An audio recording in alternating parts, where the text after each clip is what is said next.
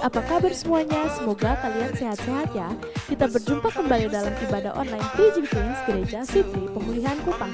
Persiapkan diri dan hati kalian karena ibadah akan segera dimulai. Selamat beribadah.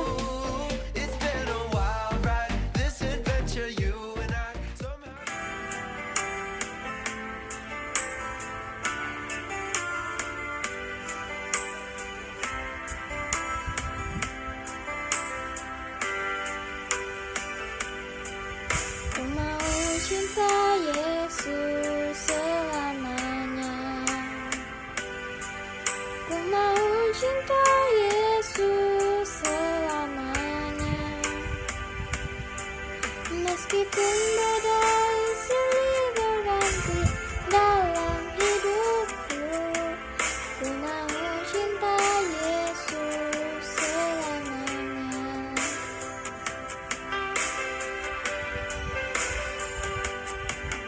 Ku mau cinta Yesus selamanya. Ku mau cinta Yesus selamanya. Meskipun badai silih berganti dalam hidupku, ku mau cinta Yesus selamanya. Ya Aba, Bapa, ini aku anakmu, layakkanlah seluruh hidupku. Ya Aba, Bapa, ini aku anakmu, pakailah sesuai dengan rencanamu. Mari teman-teman, kita angkat tangan, kita menyembah Tuhan. Haleluya. Terima kasih Tuhan. Terima kasih Bapa. Terima kasih Allah. Haleluya. Terima kasih Yesus.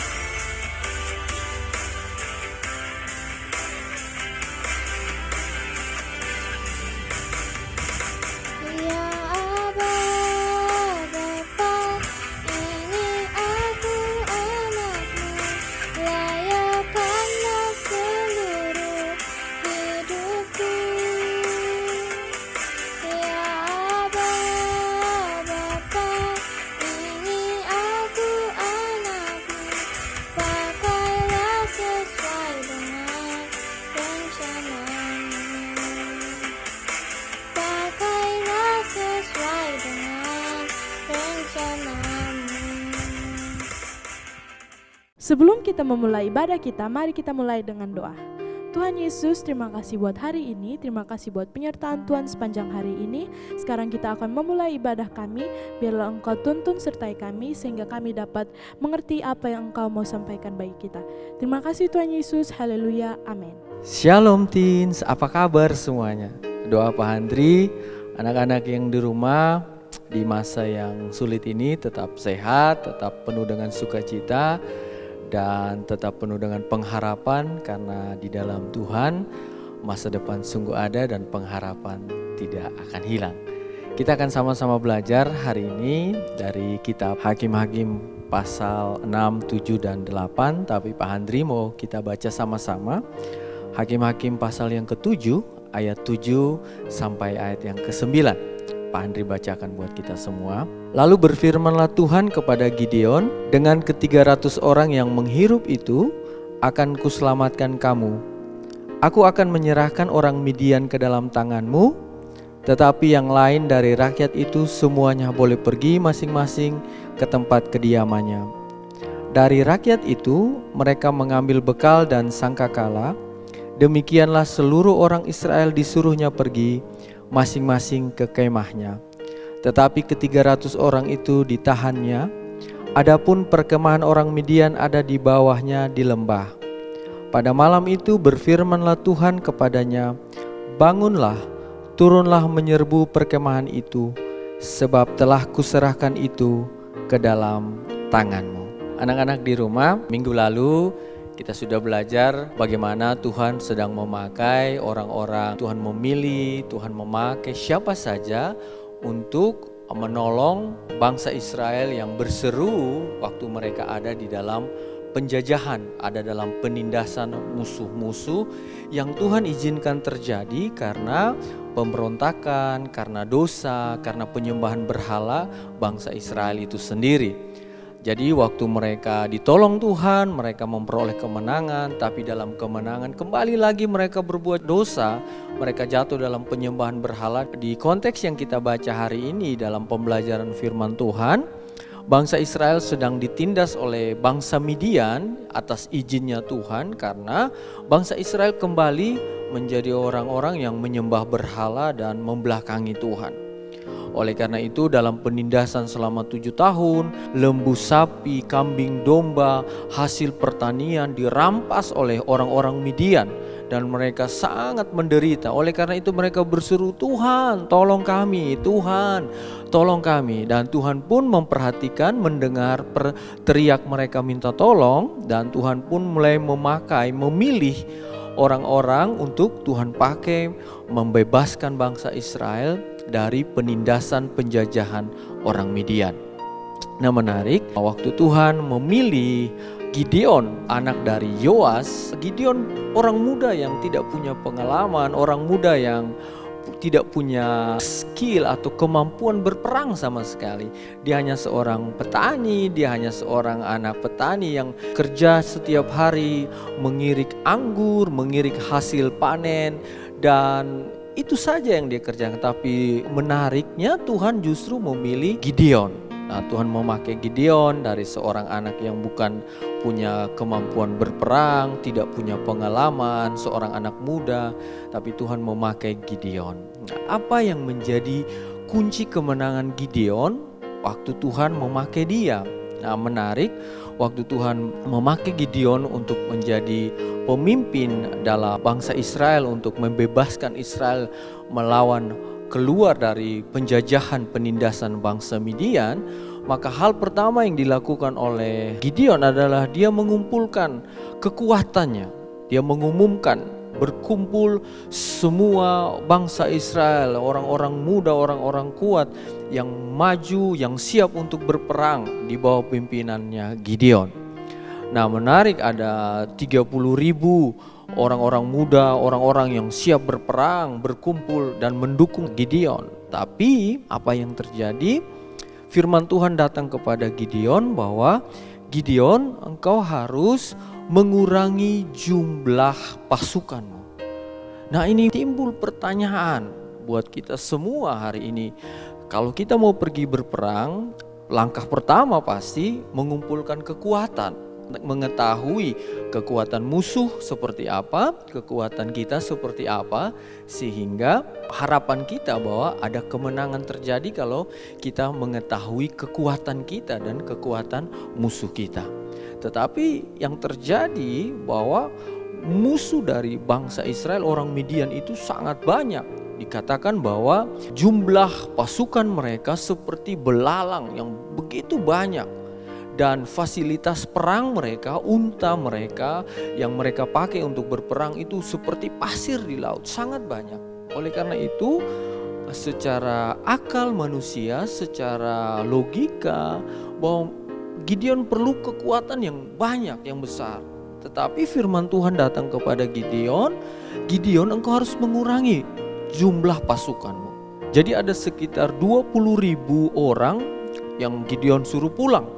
Di sini Gideon, kalau Gideon tidak punya kekuatan di dalam Tuhan, Gideon pasti meninggalkan peperangan itu karena sebenarnya dia perlu kekuatan yang banyak, yang besar, tetapi justru Tuhan berfirman, kurangi kekuatanmu, kurangi pasukanmu. Tuhan kembali berfirman, Gideon, dari 10.000 orang yang tersisa, kurangi lagi, terlalu banyak. Nah menarik, Pak Andri sangat suka dengan apa yang Gideon alami, bahwa Gideon tidak pernah mengeluh, Gideon tidak pernah membantah Tuhan, Gideon tidak pernah memberi argumentasi, usul atau ide bahwa Tuhan, ini kekuatan kita semakin berkurang, pasti kita kalah.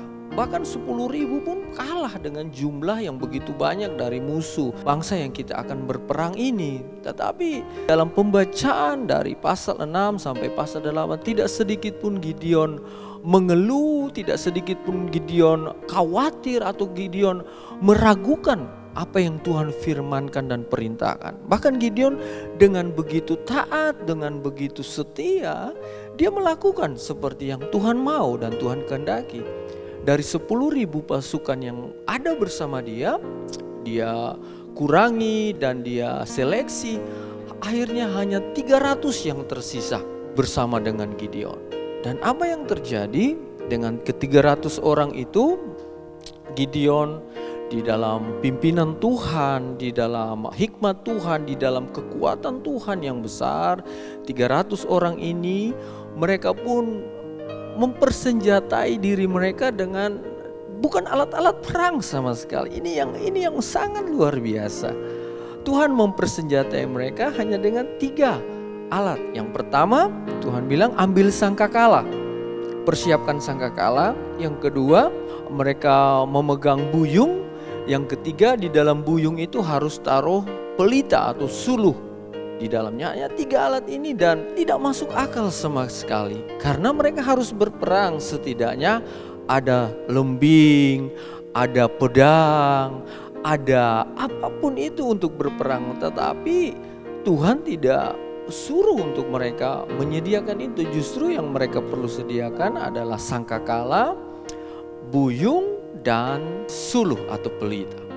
Nah, menarik dari setelah kita selesai membaca kisah ini, terjadilah kemenangan yang besar karena Tuhan mengacaukan seluruh pasukan. Mereka saling membunuh, mereka saling menyerang sehingga pasukan itu sudah kocar-kacir dan lari meninggalkan lembah itu.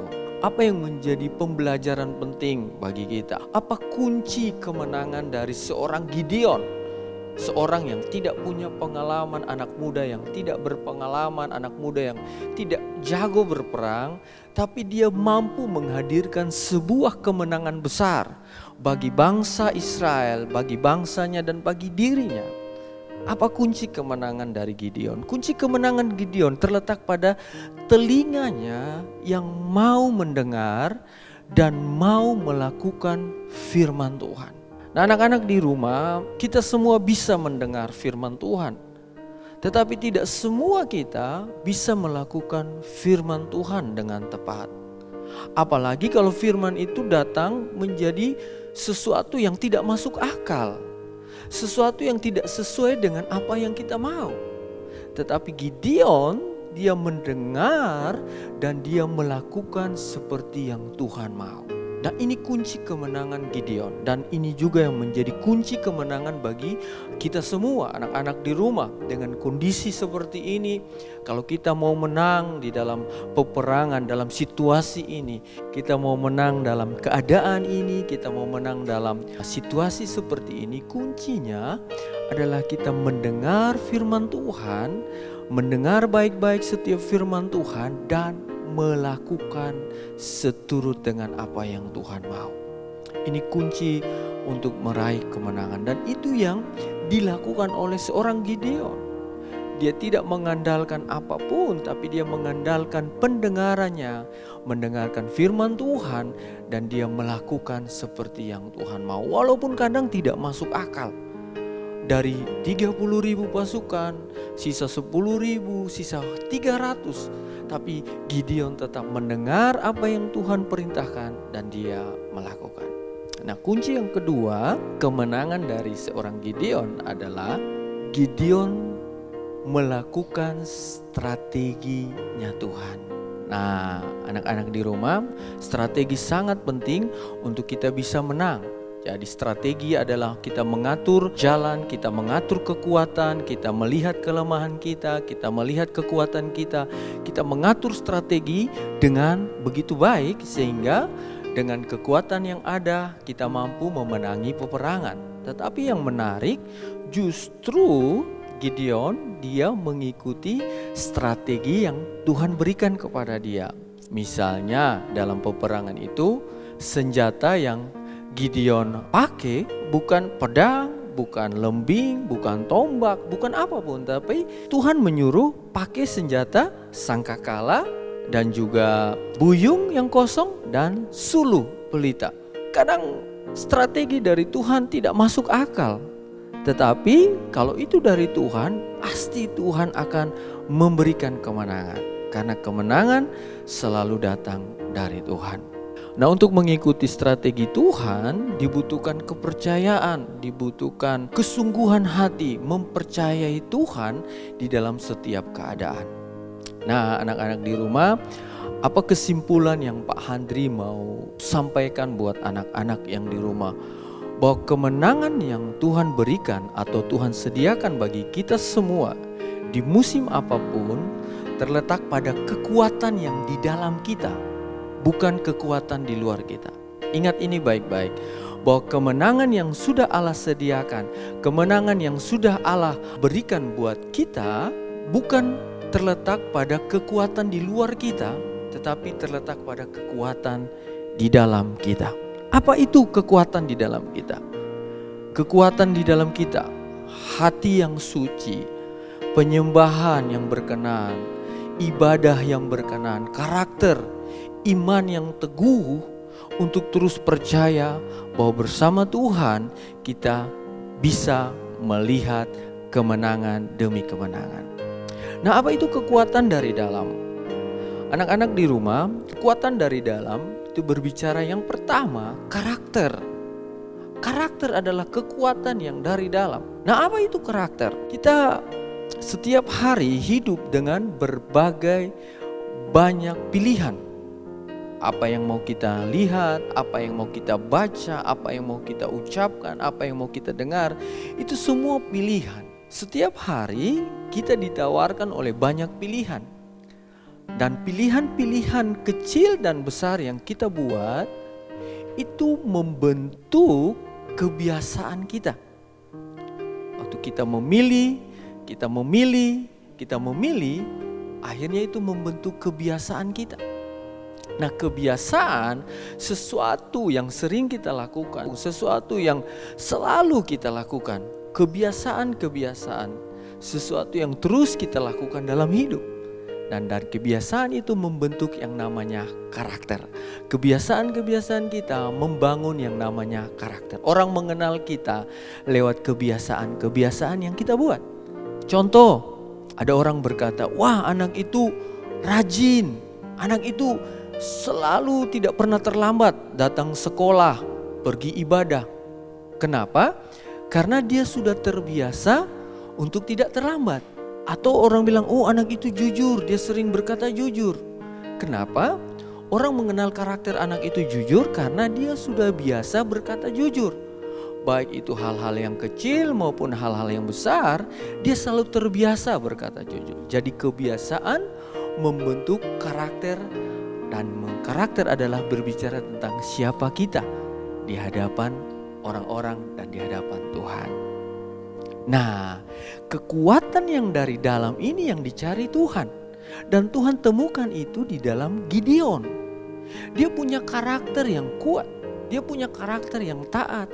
Dia punya karakter yang setia. Sehingga waktu Tuhan berfirman kepada dia, Gideon tidak pernah berbantah. Gideon tidak pernah menolak. Gideon tidak pernah menunda apa yang Tuhan sampaikan kepada dia. Bahkan dia dengan taat, dia dengan setia, walaupun itu tidak masuk akal, dia melakukannya. Dan ini yang Tuhan temukan, kekuatan di dalam diri Gideon. Dia orang yang punya karakter taat dan mendengar dan juga mau melakukan firman Tuhan. Kekuatan yang kedua yang ada di dalam diri Gideon, apa yang Pak Handri sebut dengan iman. Iman adalah kepercayaan yang sungguh kepada firman Tuhan, kepada kekuatan Tuhan, kepada perintah Tuhan. Iman yang kuat ini menjadi kekuatan yang dari dalam Gideon. Sehingga Gideon tetap percaya kepada Tuhan walaupun Tuhan mengurangi jumlah pasukannya. Kalau Gideon tidak punya iman yang kuat, kepada Tuhan, Gideon sudah meninggalkan peperangan. Gideon sudah meninggalkan Tuhan. Gideon sudah lari meninggalkan pertempuran itu karena kekuatan di luar dia dikurangi. Kekuatan dari 30.000 dikurangi sisa 10.000, dari 10.000 dikurangi sisa 300. Tetapi Gideon punya iman yang kuat. Dia percaya bahwa Tuhan tidak pernah salah. Dia percaya bahwa Tuhan tidak pernah gagal. Walaupun kekuatan di luar dia berkurang, tetapi dia punya kekuatan dari dalam dirinya, yaitu imannya, kepercayaannya kepada Tuhan yang begitu kuat, yang begitu teguh. Nah, anak-anak yang di rumah, ini yang Pak Andri mau sampaikan, bahwa kadang untuk meraih kemenangan, untuk meraih sesuatu yang besar yang Tuhan sudah sediakan, kadang Tuhan suruh kita melepaskan, merelakan kekuatan-kekuatan di luar kita dan membangun kekuatan di dalam kita, yaitu karakter kita dan iman kita kepada Tuhan. Karena disitulah letak kekuatan kita. Bersama dengan kekuatan Allah yang besar, Allah sanggup memberikan kemenangan yang besar. Dan ini yang terjadi di dalam diri Gideon. Nah, setelah itu Gideon memenangi pertempuran yang besar itu. Gideon menang dengan luar biasa. Dan Tuhan memberikan 40 tahun negeri bangsa Israel tinggal di dalam damai, di dalam kebahagiaan, di dalam sukacita. Karena mereka meraih kemenangan itu bersama dengan Tuhan. Nah, anak-anak di rumah, apa yang mau Pak Andri sampaikan, kiranya firman Tuhan hari ini memberi kita kekuatan menghadapi pertempuran-pertempuran, menghadapi peperangan-peperangan, menghadapi pergumulan-pergumulan. Mari bangun sesuatu kekuatan dari dalam diri kita, karakter kita. Biasakan membaca firman Tuhan, biasakan merenungkan firman Tuhan, biasakan melakukan firman Tuhan, biasakan berdoa, biasakan beribadah. Karena itu membentuk karakter kita, karakter yang kuat. Dan Tuhan mencari orang-orang yang punya karakter yang kuat untuk Dia memberikan kemenangan. Bangun iman kita, itu menjadi kekuatan dari dalam kita. Bangun penyembahan kita, baca firman Tuhan, renungkan firman Tuhan, bicara firman Tuhan, dan lakukan firman Tuhan. Itu membangkitkan iman kita. Dan itu menjadi kekuatan dari dalam diri kita untuk kita bisa meraih kemenangan yang sudah Tuhan sediakan. Kiranya firman Tuhan hari ini menolong kita terus mengalami kemenangan di dalam Tuhan di musim apapun. Tuhan janjikan bahwa selalu ada kemenangan. Tuhan memberkati. Mari kita berdoa. Terima kasih buat perenungan firman Tuhan hari ini Tuhan. Kami mengucap syukur.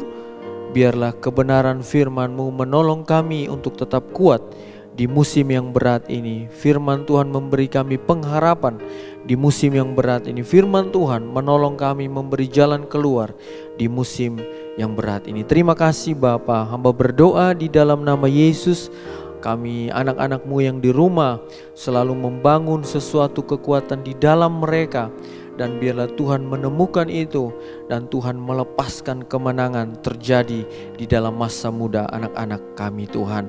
Berkati mereka Tuhan dengan kekuatan yang dari Tuhan, dengan firman Tuhan yang menjadi kekuatan bagi mereka untuk mereka tetap mencapai kemenangan demi kemenangan dan mereka terus meraih sepanjang hidup mereka.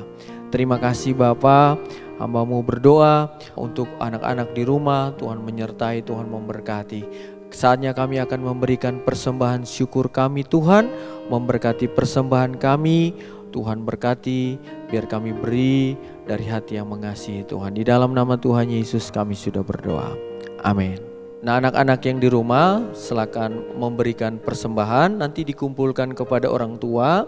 Nanti orang tua akan membawanya ke gereja Sitri Pemulihan Kupang. Selamat memberi, Tuhan memberkati. Kita akan sama-sama bersyafat kepada Tuhan. Kita akan sama-sama berdoa bagi bangsa kita. Kita akan sama-sama berdoa bagi gereja kita. Kita sama-sama berdoa bagi masa depan kalian semua. Mari semua bangkit berdiri, kita berdoa. Kami merendahkan diri kami di hadapan Tuhan yang sanggup memberikan kemenangan yang besar bagi siapapun kami. Terima kasih Tuhan Yesus buat siang hari ini. Saat ini Tuhan bersatu hati bersama dengan anak-anak-Mu di rumah.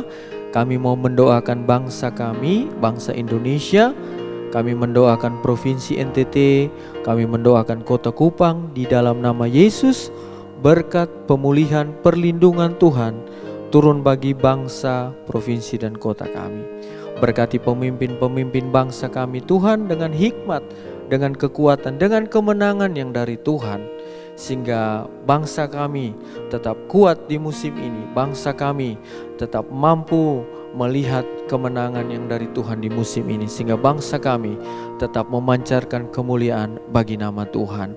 Terima kasih Tuhan, berkati presiden, wakil presiden, para menteri, berkati gubernur-gubernur di seluruh Indonesia, khususnya gubernur NTT, berkati wali kota Kupang dan seluruh jajarannya, semua ada dalam perlindungan tangan Tuhan.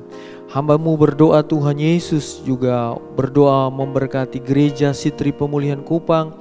Tuhan memberkati, Tuhan menyertai. Berkati gembala gereja Sitri Pemulihan Kupang, pendeta Charles Besi dan keluarga, ada dalam perlindungan, ada dalam hikmat, ada dalam pemeliharaan Tuhan. Berkati seluruh jemaat dari lansia sampai anak-anak, ada dalam perlindungan, ada dalam penyertaan Tuhan. Terima kasih Tuhan, hamba-Mu berdoa bagi anak-anak-Mu yang di rumah, bagi setiap kami yang sedang mendengar ibadah ini secara online di dalam nama Yesus. Berkat Tuhan, penyertaan Tuhan turun bagi kami semua. Terima kasih Tuhan, anak-anak di rumah ibadah kita sudah selesai. Kedangkan tangan-Mu dan terima berkat dari Tuhan. Kiranya damai sejahtera Allah Bapa yang melampaui segala akal dan pikiran memelihara hati dan jiwa kita di dalam Yesus Kristus Tuhan. Kasih Kristus yang abadi tinggal bersama kita di dalam persekutuan dengan Roh-Nya yang kudus, menyertai, memimpin kita sekarang sampai selama-lamanya. Semua berkat yang besar ini kita sambut dan terima di dalam nama Tuhan Yesus Kristus. Amin. Kita telah sampai di akhir ibadah 3G Teens kita. Teman-teman jangan lupa ya mengerjakan aktivitasnya dan menghafalkan ayat hafalan di bawah sini. Stay safe, stay healthy, and God bless you. Bye.